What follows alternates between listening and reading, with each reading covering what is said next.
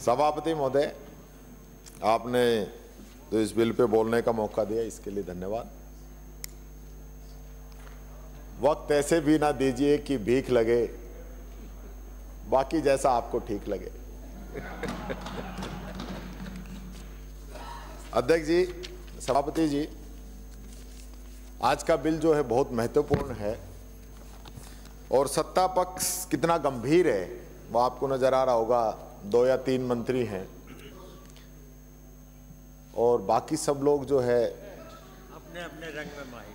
तो हमारी आपकी मंत्रियों की हमसे तुलना करते हो, ये एक बड़ी विचित्र सी बात लगती है। इसमें तो क्या है, जो अपना बोल के और अधिकांश लोग निकल जाते हैं, चाहे पक्ष क्यों चाहे विपक्ष क्यों। तो आज तो विपक्ष ज्यादा बोल रहा है, सत्ता पक्ष के जो बोले वो तो बैठे हैं, गोपाल जी बैठे हैं।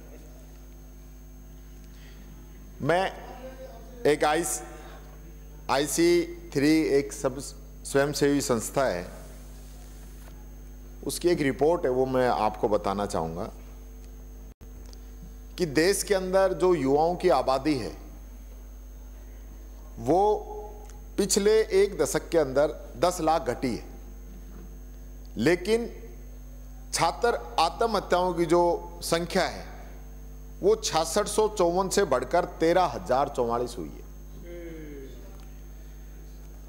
और लिंगाधारित अपन देखें तो 10 सालों में पुरुष छात्रों की आत्महत्या में 50% की वृद्धि हुई है और महिला छात्रों की आत्महत्या में 61% की वृद्धि हुई है। और पिछले 5 सालों में पुरुष और महिला छात्रों की आत्महत्या में औसतन 5% की वृद्धि हुई है। 21 और 22 के बीच पुरुष छात्र आत्महत्याओं में 6% की कमी आई, जबकि महिला छात्र आत्महत्याओं में 7% की वृद्धि हुई। माननीय सभापति महोदय, राजस्थान में जनवरी में 6 बच्चों ने सुसाइड किया और पिछले 1 वर्ष में 17 बच्चों ने सुसाइड किया और पिछले 5 वर्षों में 87 बच्चों ने सुसाइड किया, जिसमें से 62 सिर्फ कोटा के अंदर सुसाइड हुआ है। एक रिसर्च भी हुई है कोचिंग की और स्कूल के बच्चों के ऊपर। 200 बच्चों पे जो रिसर्च हुई उसमें स्कूल के बच्चों में जो डिप्रेशन है वो 12% था और कोचिंग के बच्चों पे वो डिप्रेशन 24% था। इसी प्रकार से आज बच्चों को मदद करने के लिए हमारी सरकार ने अनुप्रति कोचिंग चलाई, लेकिन आज जिस प्रकार से कोचिंग का जो माहौल चल रहा है देश के अंदर, इसमें आप बता दीजिए कि जो गरीब तबका है, चाहे वो किसी भी कास्ट का हो, उसके लिए कोई व्यवस्था इस सरकार ने की है? नहीं की। मैं सोच रहा था कि सरकार ये जो बिल लेके आई है, क्योंकि डबल इंजन की आपकी सरकार है, तो भारत सरकार की भी गाइडलाइन है और हाई कोर्ट की भी कुछ डायरेक्शन आप लोगों के लिए हैं।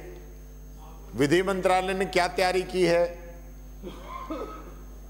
ये तो मेरी समझ से बाहर है, क्योंकि जिस प्रकार से बिल आ रहा था दिमाग के अंदर एक ही बात थी कि भाई कोई बहुत अच्छा बिल आएगा जो कोचिंग पे भी, अभिभावकों पे भी, बच्चों पे भी असर डालेगा। लेकिन ऐसा कुछ नहीं। ऐसा लग रहा है कि कोई 5वीं के कक्षा के बच्चे ने निबंध लिख दिया हो, क्योंकि आपके इसके पूरे न तो कोई फीस की कोई बात है, बताओ फीस स्लेब कोई बनाई आपने बिल के अंदर, या कोई कोचिंग वाइज कमेटी आपने बनाई है, स्टूडेंट सपोर्ट सिस्टम कुछ बनाया है, या सिर्फ जिला और प्रदेश स्तरीय कमेटी बना दी, बस उनके हवाले छोड़ दिया। और उसमें भी कोई जनप्रतिनिधि, क्या कोई जनप्रतिनिधि नहीं ले सकते आप? सारे अधिकारी वो तो चल ही रहे हैं। और मेरे को तो एक बहुत बड़ी साजिश इसके अंदर नजर आ रही है, इस पूरे बिल के अंदर, कि जो कोचिंग के बड़े बड़े सरगना हैं, उन लोगों ने अपने हिसाब से इस बिल को ड्राफ्ट करवाया है। और यही नहीं, वो ये भी चाहते हैं कि सरकार वाहवाही तो लूट ले, हम बिल लेके आए, लेकिन बिल पास भी नहीं हो। और वही काम यहां नजर आ रहा है, वही होगा, क्योंकि बिल जिस हिसाब से आता है, ये विधि मंत्रालय करता क्या है जब बिल बनते हैं तो?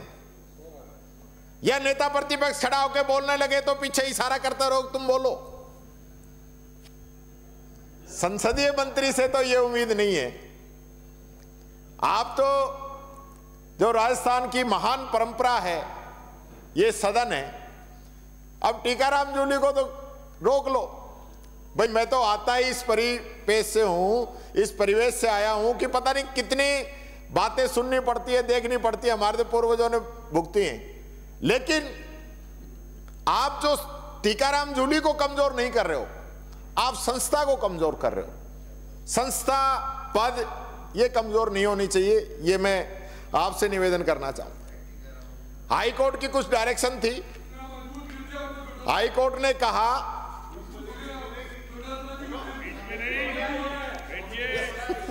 कमजोर करने में पहले हाई कोर्ट ने कहा कि एक क्लासरूम में कितने बच्चे होंगे, आपने तो बताया नहीं कि इसका क्लासरूम भी बनेगा और उसमें कितने बच्चे आएंगे, आपने नहीं बताया।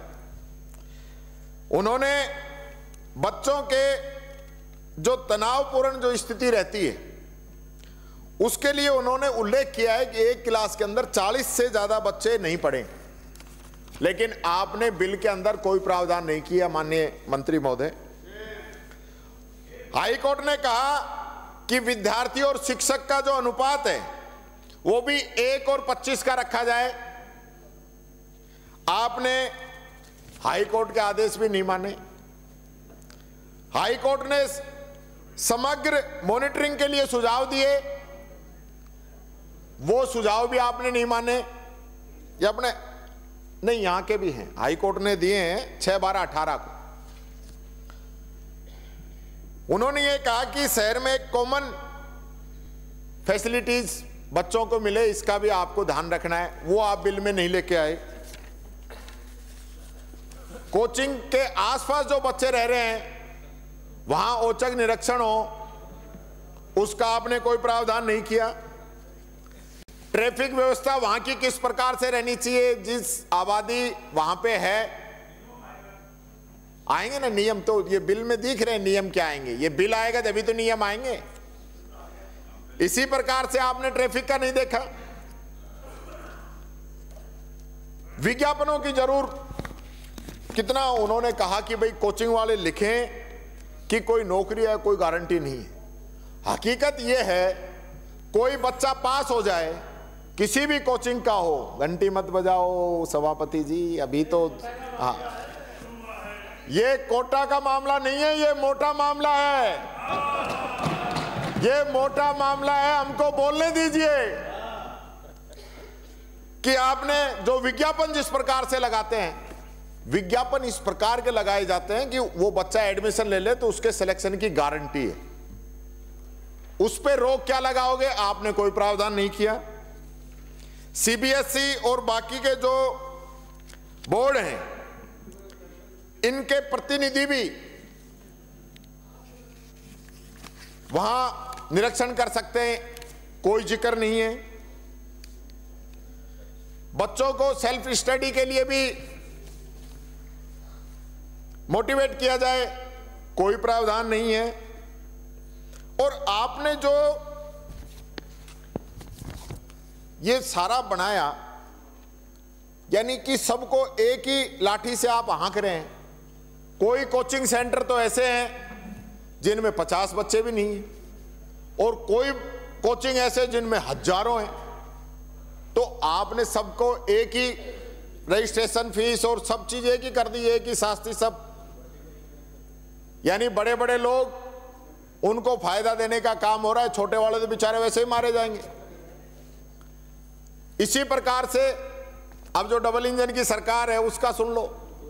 भारत सरकार ने जो निर्देश दिए कि 16 साल से कम के बच्चे नहीं होंगे, आपने कोई निर्देश नहीं। उन्होंने कहा क्लास,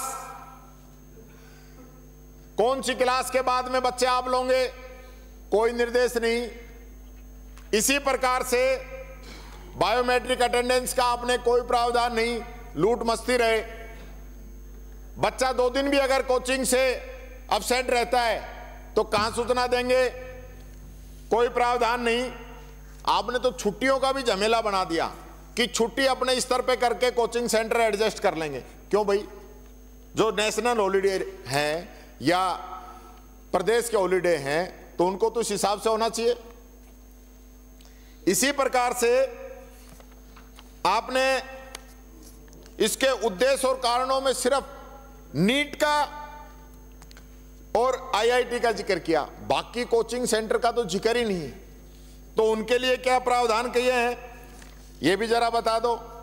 और इसी प्रकार से माननीय सभापति जी, यानी कोचिंग सेंटर के जो संविधान का, जो देश के संविधान का अनुच्छेद 14 और 15 जो कहता है कि कोचिंग सेंटर में जो प्रवेश होगा या शिक्षण प्रक्रिया होगी उसमें धर्म, जाति, नस्ल, लिंग, कोई उसके अंदर भेदभाव नहीं होना चाहिए। आपने कोई प्रावधान नहीं किया।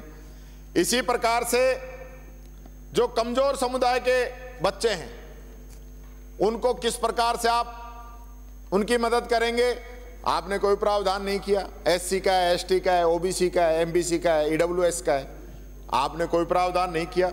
इसी प्रकार से जो दिव्यांगजन है, दिव्यांग जन अधिकार अधिनियम 2016 उसकी पालना आपने नहीं की। इसी प्रकार से जो ट्यूटर्स आएंगे वो किस बच्चे की क्या कैटेगरी है, कई बच्चे स्लो सीखने वाले भी होते हैं, उसका कहीं आपने कोई प्रावधान नहीं किया। यानी कि विराजे साहब आपने जो पेनल्टी लगाई है, भारत सरकार कह रही है कि पहला अपराध करने पर 25,000 रुपए की पेनल्टी लगेगी, आप कह रहे हो 2 लाख की लगेगी। वो कह रहे दूसरा अपराध करने पर 1 लाख की पेनल्टी लगेगी, आप कह रहे हो 5 लाख की पेनल्टी लगेगी। माननीय सभापति जी, ऐसी जल्दी क्या है? तो मैं तो सब्जेक्ट से बाहर ही नहीं जा रहा, पर बहुत गंभीर विषय है। आप कोटा से आते हैं, आप कोटा की स्थिति समझते होंगे साहब। ये समझता हूं, पर बहुत प्रखर वक्ता है, सब बोलने लग गए तो पूरी रात 3-4 दिन बोलने दो ना सबको। विषय पे बहस सुबह ये तय हो गया था, सुबह तय हो गया था, क्योंकि मैंने पहले कह दिया था कि जब मैं बोलता हूं तो संसदीय मंत्री जी इशारा करते हैं। नहीं, कोई इशारा नहीं है, तो समय सीमा है, समय सीमा में अपनी बात कह दे, बिल पर ही बात कर रहे हैं। मुझे माननीय सभापति जी मुझे कोट करके कहा है, जिनकी पुरानी आदतें होती है ना वो धीरे धीरे बाहर आ जाती है। इशारा न तो हम करते हैं न करने की आदत है, पर मेरा निवेदन नम्रता से आपसे है, अब वो पुराना इशारे की बातें भूल जाओ। अब इशारा नहीं होता, अब तो अदृश्य होते हैं, अदृश्य से आप खुश हैं। कोई नहीं, अंधेरे की साजिशें रोज रोज होती हैं, अंधेरे की साजिशें रोज रोज होती हैं, फिर भी उजाले की जीत हर रोज होती है। इसलिए अंधेरे की साजिशें रोज रोज होती है, उजाले की हर रोज जीत होती है। मेरे मित्र, इधर उजाला है, उधर अंधेरा होने की संभावना है। हाँ, तू इधर उधर की बात न कर, ये बता काफिला लूटा क्यों? ये जो बिल बार बार वापिस आ रहे हैं इसकी बताओ आप। तो ये जितने बिल इतिहास बना दिया आपने, सुनो उसका जवाब सुनो, अब तो जवाब सुनना ही पड़ेगा। अंधेरा उजेला से निकल करके मेरा मित्र कोचिंग बिल पर आ गए हैं। अंधेरा से उजेला से निकल कर मेरा मित्र कोचिंग बिल पर आ गया है। कोचिंग राजस्थान की आन है, पहचान है, हमारा वैभव है। बच्चों की आन बान और सम्मान हमारी जिम्मेवारी है। हम दोनों के बीच में बैलेंस सके मित्र, इसके लिए सहयोग करने की आवश्यकता है। देखो सभापति जी, हाथी घोड़े तो तलवारें, फौज तो तेरी सारी है। माननीय आप विराजे प्लीज। हाथी घोड़े हाथी घोड़े तोप तलवारें, फौज तो तेरी सारी है, पर जंजीरों में जकड़ा राजा मेरा अब भी सब पर भारी है।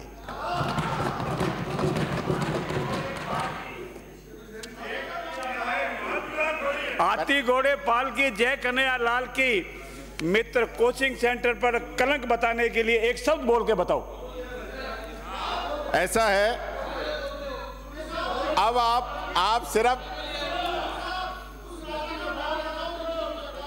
चिंता मत करो, समझने वाले समझ गए, जो ना समझे वो अनाड़ी है।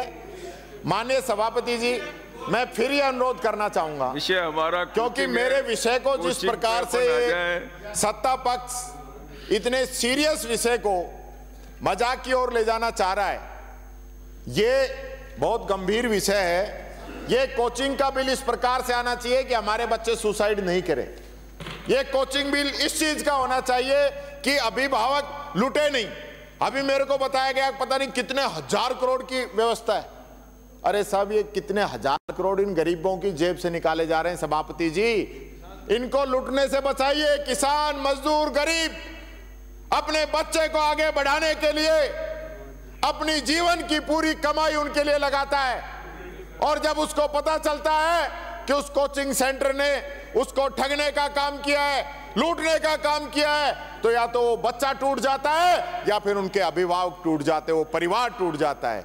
इसलिए आज हम जब यहां बैठ के चर्चा कर रहे हैं, हमें सिर्फ कोचिंग सेंटर की ध्यान नहीं रखने की जरूरत है, हमें ध्यान रखना उन बच्चों का, हमें ध्यान रखना उन अभिभावकों का, हमें ध्यान रखना है वो कॉलोनी जिसके अंदर लोग रहे उन सब का। एक समग्र रूप से हमें चर्चा करके इस बिल को पास करना चाहिए। इसलिए मैं कहना चाहूंगा, ये बिल जो मिलीभगत करके लाया गया है, इस बिल को वापस परवर समिति को भेजा जाए, ये मैं आपसे अनुरोध करता हूं। धन्यवाद।